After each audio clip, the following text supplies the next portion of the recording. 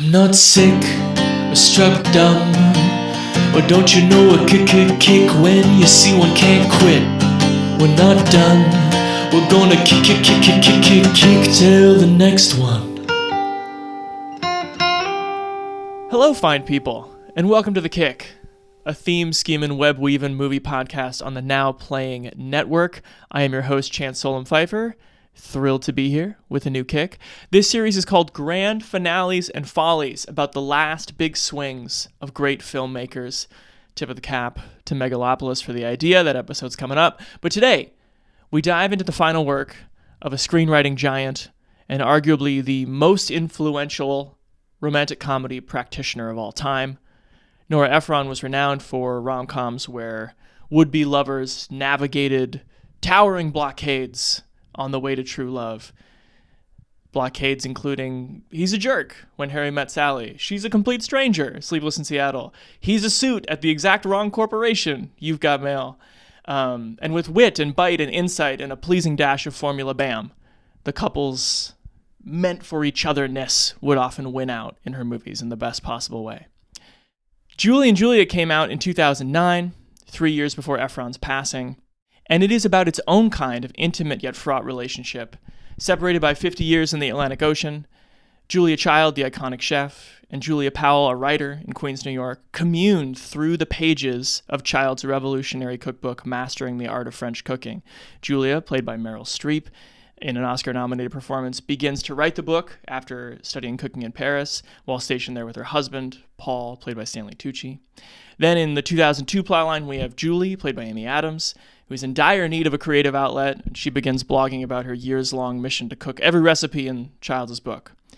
And unlike most Ephron movies, there are parallel timelines, there's a period piece, it's subtly steeped in history, but it's also a relationship movie, a mediated relationship movie between strangers, maybe not unlike Sleepless in Seattle and You've Got Mail, full of idealization and conflict, and that same true Ephron feeling that they're perfect for each other, but my God, are Julie and Julia different. Here to discuss, a writer who has fittingly authored books on both Meryl Streep and Nora Ephron. Most recently, she is the author of No Crying in Baseball, about the making of A League of Their Own, and she runs the You've Got Mail Substack. Very pleased to be joined by Erin Carlson. Erin, hello. Hello. Thank you for inviting me on this podcast to talk about one of my favorite movies. I'm jazzed you're here. Since you have written I'll Have What She's Having is your Nora book, and Queen Meryl is your Meryl book.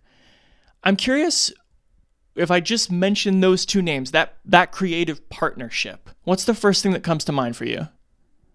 The first thing that comes to mind is something you might not expect. So if we go way, way back into the early 80s, 1983, there was this great kind of obscure film called Silkwood. That's a drama, and it's the true life story of a nuclear whistleblower, Karen Silkwood. And Meryl played her. This was a biopic directed by Mike Nichols. Meryl played her. This was a drama. This was a serious film about serious subject matter. And Nora, of all people, this woman that we know for her light touch, her sharp comedies, she is a screenwriter of this serious drama about a nuclear power plant whistleblower. So Nora, everyone back then was writing screenplays, and she was trying to transition from becoming a journalist into becoming a Hollywood screenwriter. So she got this opportunity, and she went to Texas to shoot the movie with Mike Nichols and Meryl and Cher, who's also in the movie. And she and Meryl really formed a bond. Offset, they would gossip and talk about plastic surgery ad nauseum. And they just really connected on a girlfriend level, So, and they kept kind of entering each other's orbits in New York City. And so when it came time to cast the film adaptation of Nora's Romana Clef Heartburn, about the demise of her marriage to Carl Bernstein. Who did Nora cast as herself in this big screen version? She cast Meryl Streep. because Meryl Streep is the only person she trusted to like play her better than she could play herself, as she would joke. So yes, that was a trip. Yeah. Then when Nora started directing her own screenplays, you know, you mentioned big swings. Right. So her biggest swing, her last film, her cinematic redemption after landing in movie jail with Bewitched and Lucky Numbers, some flops that she made in the 2000s. So she made a big swing with Julia and Julia, and she was like, who can I cast as Julia Child? And she had bumped into Meryl at a funeral when she was casting the movie. And Meryl was like, or really prepping the movie, writing it, thinking about it. And Meryl was like, what are you up to, Nora? And Nora was like, funny you ask. Uh-huh. And then after that, Meryl, jumped on board the Julia and Julia train, recommended Stanley Tucci, who she had acted in The Devil Wears Prada with, and they were great friends. She thought he'd be a great Paul Child. And then the rest is history. But Meryl's participation in Julia and Julia got that made. Sure. Nora was a big name, a beloved filmmaker, and feared in many circles by even like male Hollywood executives. But she was still kind of like, people didn't have a lot of trust in her following Bewitched, which I loved, but totally bombed. I think it deserves a second look in hindsight. It's fairly unappreciated. But anyway, that's another story. That's another movie. So Meryl agreeing to play Julia was a huge thing. And of course, I think this might be my favorite role of Meryl's. Really? Yes. Well, let's just go right there. I have watched like 90 of her films. Researching Queen Meryl. But that's my favorite. And I was trying to figure out why in preparation for this conversation. I think it's because the movie just makes you feel good. She's buoyant. Right. She's loose. I'm Julia Child. Bon appetit. Before she changed the world, Julia Child was just an American living in France. Shouldn't I find something to do? What is it that you really like to do? Eat. And you're so good at it. Look at you. Now, They're how growing good in you are. front of you. But what does Julia Child have to do with me, lowly cubicle worker Julie Powell? So how's your job, Julie? Are you the person to speak to about my insurance form? You can speak to me. Do you have any power? No. Heartbreaking. So sad. Painful. Not in a bad way. I don't know. Do you think I'm lost? Is this lost? If you met me, would you think that woman is lost? I would think that woman is strangely repetitive. Did you hear what happened to this one? Showtime bought my blog for a mini-series. I could write a blog. I have thoughts. Write a blog about cooking. I'm not a real cook like Julia Child. Julia Child wasn't always Julia Child. Why don't I go to cooking school? I really like what you say there because I feel like when we talk about like quote unquote important biopics, we're really used to also actors like kind of biting down really hard. Like they're like clenching into the importance of what they're about to be doing. And this performance is totally the opposite. Yeah. I just feel like she, first of all, this was a fun set.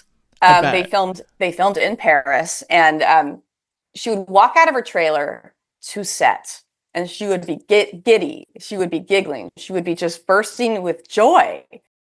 Lawrence Mark, the producer of Julia and Julia, told me that her attitude was almost childlike. Like she acting for her, especially on this film, it's not an assignment. It's not a gig. It's almost a calling. So he compared her childlike exuberance to Steven Spielberg. And they're like big kids. Yeah. I mean, we could all watch Meryl playing Julia Child for like I know I could watch like a 10-part Ken Burns style documentary about her Totally. playing that role, but Amy Adams, I think, grounds it. It's easy for me to relate to somebody like her, Mm-hmm. you know, more than Julia. Julia Child just seems like a fantasy, you know? Sure. Yeah, because I think that it's not an original feeling, but yeah, watching the movie, I also felt like please just let me be in sun-dappled Paris with these people and their perfect relationship. And then, it's kind of jarring when it cuts back to Julie sometimes. It's just like they've just had, Tucci and Streep have put together this scene where so much is unspoken and they're so comfortable with each other. And then it cuts back to Julie and she's like, August 23rd, I am very stressed out. Things are not going very well. And it is kind of like, and I think when you think about it, like that is the point of the movie. It's just like, no one is as charming as Julia Child. And she's like trying to commune with someone she'll never know. So I think it works on like a textual level. I think I sometimes just struggle with the whiplash of like, this woman really struggling in Queens, and whether the movie thinks that how much sympathy the movie thinks she deserves. But please say more of why you relate. And I think Nora perhaps had a less of a fun time filming Amy.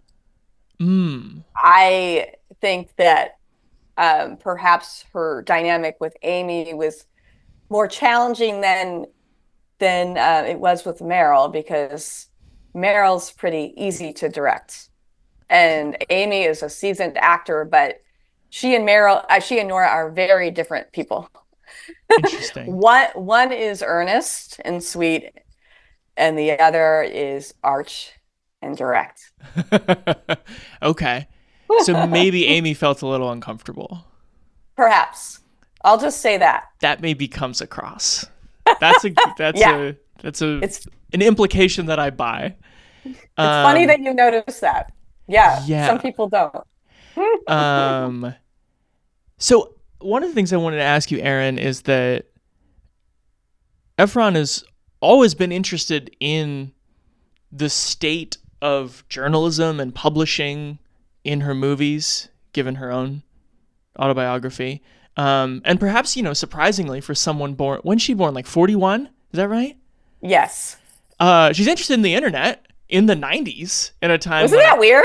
It is. And it's really weird. She's interested in the internet in this movie too. What do you make of her take on early blogging? Well, okay. So I'm so glad you asked this question. Nobody ever talks about or ever asked me about Nora and technology, because they think of her as a throwback. Mm-hmm. They think of her as like, writing handwritten letters. No, that's not what her movies are about. Tom Hanks told me she was not a Luddite. She was the first person he knew who had an iPhone and a laptop. On You've Got Mail, he emailed Meg for the first time. A PA who's the CEO of Marvel now, Kevin Feige. Oh my God, this is embarrassing. I interviewed him for my Nora Ephron rom-com book, I'll Have What She's Having, and he was their PA. Cool. And he taught them how to use email. But that's a great story. He loves that story because he was like, it was his best job ever, he said. That's awesome. But Nora, no one had to ever tell her how to use email. What she didn't like, because she went into the chat rooms maybe once for that film, for You've Got Mail. She wasn't a chat room kind of person. She had enough friends. She was Nora Ephron. Sure. But she didn't like the bad grammar that people were using. So she just wanted to fix it. But yeah, she was a huge proponent of adapting new mediums. She blogged on HuffPo. Mm-hmm. She did some very funny, you can still Google Nora Ephron and the Huffington Post, and she did some very funny, often political themed essays about like Condi Rice or the Bush administration. So it's like a record of what liberals were feeling at the time. Right. And she would go to these conferences, like these digital conferences, and she was very keen on adapting and moving forward and keeping herself relevant and just getting her words out there. So, yeah, she was no Frank Navasky. She was no Tom Hanks is into typewriters. Nora is not, So yeah, her movies, her best movies kind of dealt with, miscommunications. Yeah. Across new technologies. It's true. Or in the case of Sleepless in Seattle, old technologies, right. like old radio, but like Meg was stalking Baldwin using like a reporting tool, on the computer anyway. Yeah, always interested in like what we hide and what we reveal and the idealized version of ourselves through whatever media. Yes. That's cool. Do you think that Julie and Julia is, by virtue of the fact that it starts by adapting 2 different books and the split time, do you think it is her most like ambitious work on paper or in execution? I think her most ambitious work was probably Sleepless in Seattle. Okay. That's the first one she directs, right? Yeah, and that was really intense. She wanted to get it right. This was like female filmmakers at that time weren't allowed to like fail upward. So she had directed an indie movie. It didn't do so well, although it had some critical acclaim. So Sleepless in Seattle was her big shot at a big budget movie, and she had to get it right. So they shot it in like 5 cities. The casting took forever. The production design was like a constant negotiation. People were butting heads. People were drinking too much coffee in Seattle. Meg had a real life stalker. Like that production was very dramatic. I would say by the time Nora directed Julie and Julia, she knew what she was doing. I think once she got her script ready and in order, and the structure was different for her because she had 2 parallel narratives happening that were in communication with each other. But yeah, as you said, jarringly different. Yeah.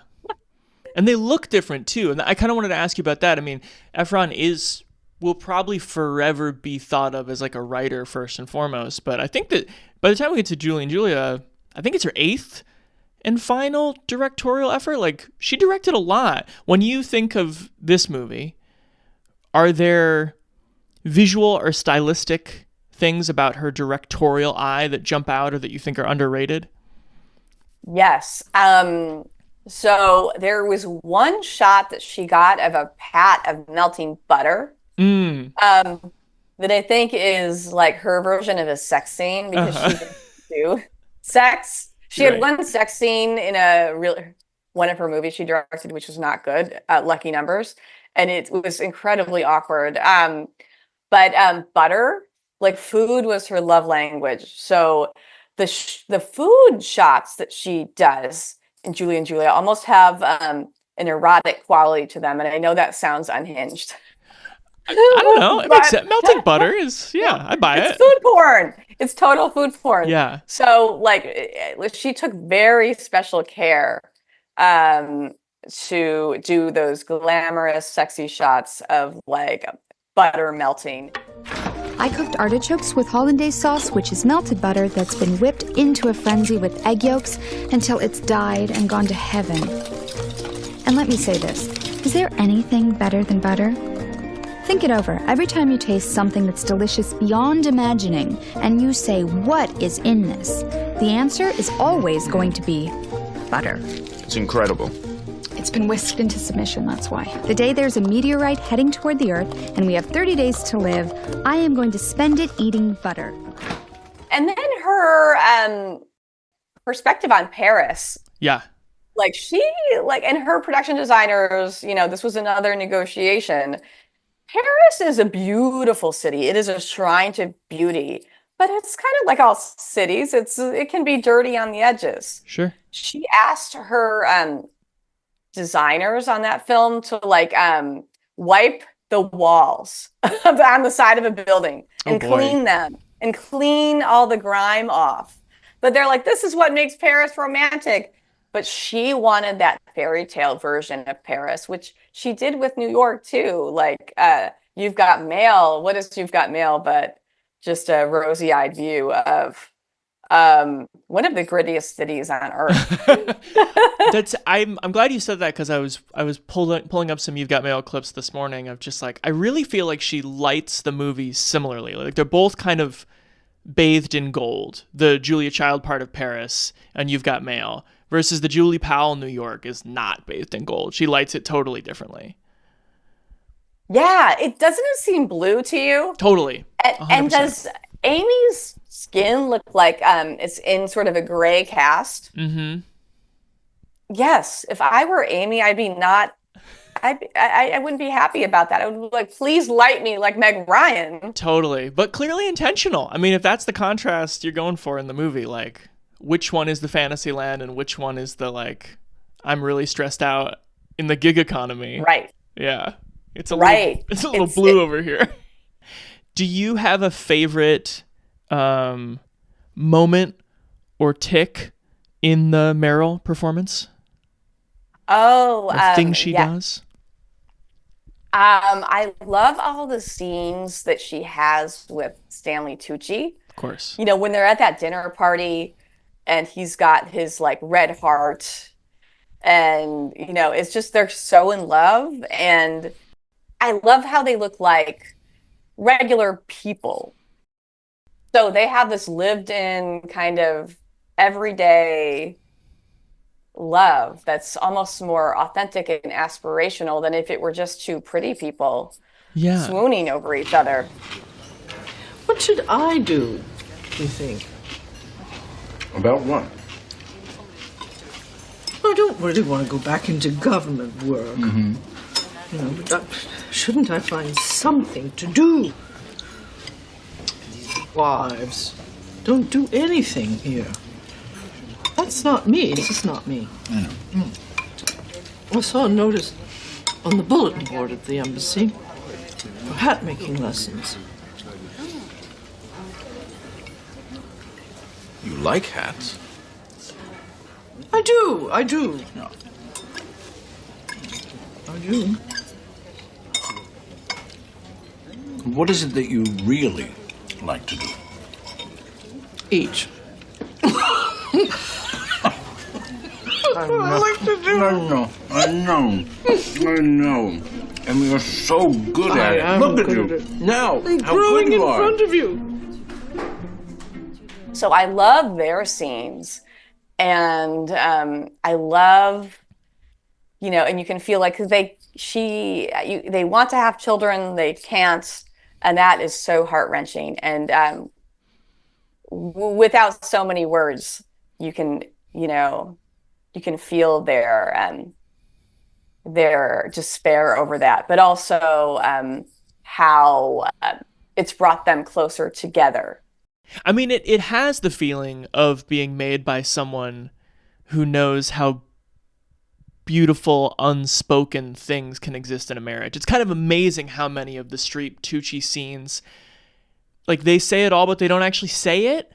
Like, they have the bit where she's like trying to decide what she should do, and she's like, I could make hats. And he's like, yeah, you like hats. And she's like, I do like hats. And there's so many scenes like that, including the kind of crushing ones where they're like holding each other. And he's just like, I know. And you kind of know too, but no conventional screenwriter would do it that way. Yeah, you don't need dialogue even in a Nora movie. Yeah. Just dialogue, like, focus. You don't need dialogue to pack an emotional punch like that. And that speaks to those actors too. I love this rom-com that's just out now on Netflix. It's a TV series. It's called Nobody Wants This. That's right. Everyone's suddenly remembering Adam Brody's hot again. He was always hot the whole time. The whole time. I know, but I'm like glad people are rediscovering him. It's true. But I was reading, they talk, Kristen Bell's in that and Adam Brody, and they talk a lot about the secrets to their chemistry. And Kristen Bell's like, you know, we just know how to stare into each other's eyes really deeply for a long time. And when you do that, you can create like the anticipation of a first kiss or the emotion involved. She's like, a lot of actors can't stare deeply into my eyes, and then you don't get that feeling. You don't give that feeling to the audience that these people are in love, that vicariously feeling of falling in love along with them. But I sense that Tucci and Meryl looked deeply into each other's eyes for long periods of time. Can we do a little lightning round here, Erin? Sure. Some less analytical questions. I'm not always good at lightning rounds for some reason because I get nervous. I get nervous and I black out, but I'll do my best. It's more for me to be like, I am trying to preserve this person's time, but you are free to answer at whatever length you want. Where are all Julie's leftovers? What do you think happens to the leftovers? Oh my God, the leftovers. Well, I hope she donates them to some worthy cause or people who need that food. I don't know. What do you think? Oh, I have no idea. It was just a funny thing in the movie of just like, can you imagine the amount of leftovers you'd have if you're cooking 1.7 meals a day for a year? Right. I was like, you'd have to like, you know, I don't know, set up some sort of meal plan to deliver meals on wheels with those leftovers. For sure. That's a lot. Maybe there's a deleted scene about like the deep freeze that they have in the Queen's apartment or something. What, other than the melting butter, what do you feel is the most like appetizing dish that you see in the movie? Oh, in the dish? My French is so bad. Saumonier. The fish that she eats. Yeah. So flaky looking. Yes, it is so.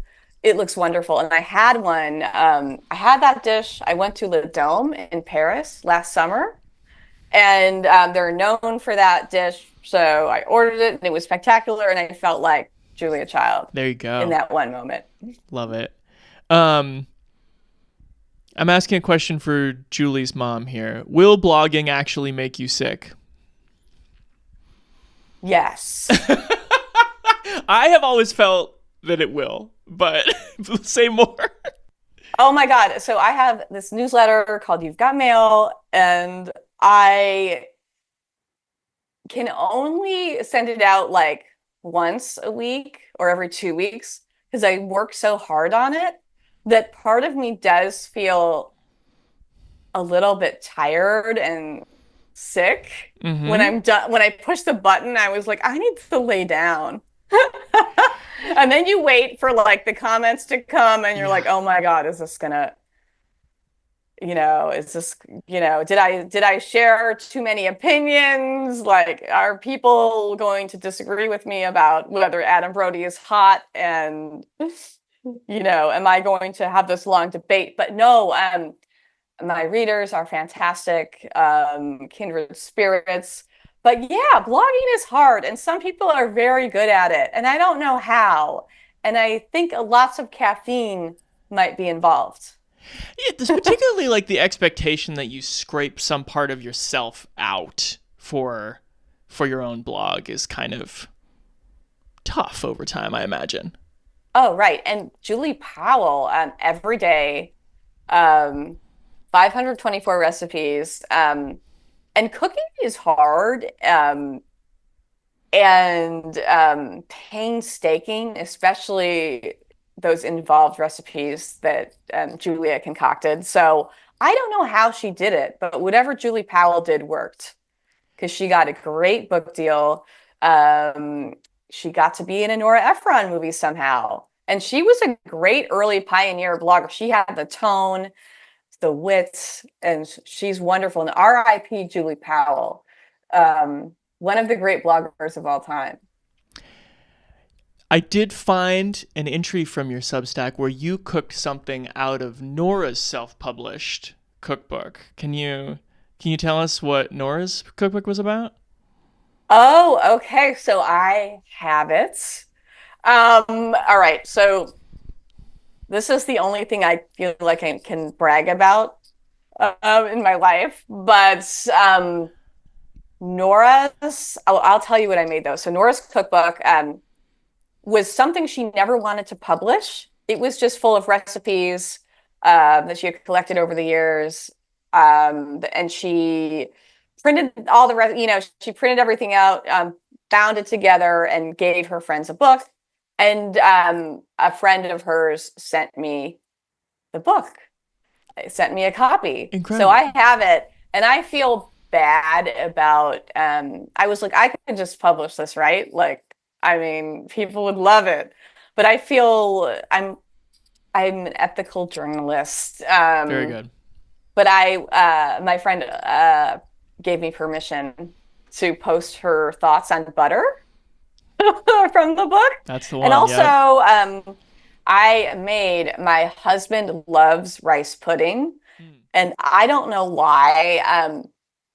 It's something like a 95-year-old man eats it like early bird dinners. Uh-huh. Like he'll go to a diner at like 4 and just order the cod and some rice pudding. Just everything white and gray, please. Nothing with color in it.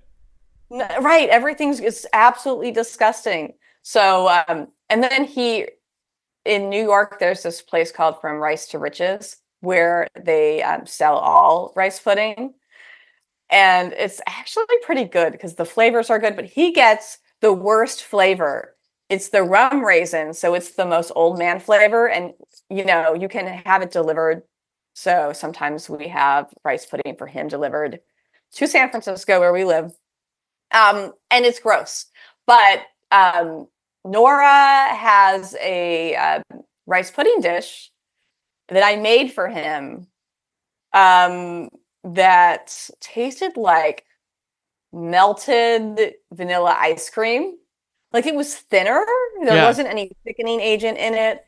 And it was really gross for me to make, honestly. But he loved it. He loved it. And he ate the whole thing. There you go. And yeah. It sounds like you both got what you needed out of it. I'll let you go on these next couple here, Erin. What is there a movie? Is there an unmade movie or an idea for a movie that Ephron had that you badly would have liked to see her make as her final film, or does this one feel like a suitable kind of last statement on a career that ended too soon? I think this is a perfect movie for her to end on, but she was working on a movie called Lost in Austin, which was about a woman who was obsessed with Jane Austen, and like I believe an American woman, I believe she like travels to England and goes to a writer's retreat in like a Pemberley style estate. Anyway, Nora was a huge fan of Jane Austen. Makes and sense. Pride and Prejudice was her favorite book. So I would have liked to see her. I thought she would have loved to make that movie. So I think that would have been a wonderful film because she would have felt so passionately about it. So there you go. That's a little sad that we never got that from her. Does seem like a good fit. Yeah. Is there anything that you want to plug on your way out the door here? Let's see. My newsletter, You've Got Mail. Yep. Subscribe if you wish. I'll try to make it worth your while. Again, I publish maybe once a week, maybe once every 2 weeks. So I try to make it entertaining and educational. So the archives are let good. me know how I do. I really there's all kinds of like good tidbits from all the books that you've grouped in interesting ways. It's well worth the subscription. Oh, thank you so much. Absolutely. Well, Erin, it was a pleasure to talk to you. Thanks for making the time. Appreciate it. Yeah, thanks for inviting me on, and happy to talk about Nora, Julia, anytime. And Stooch.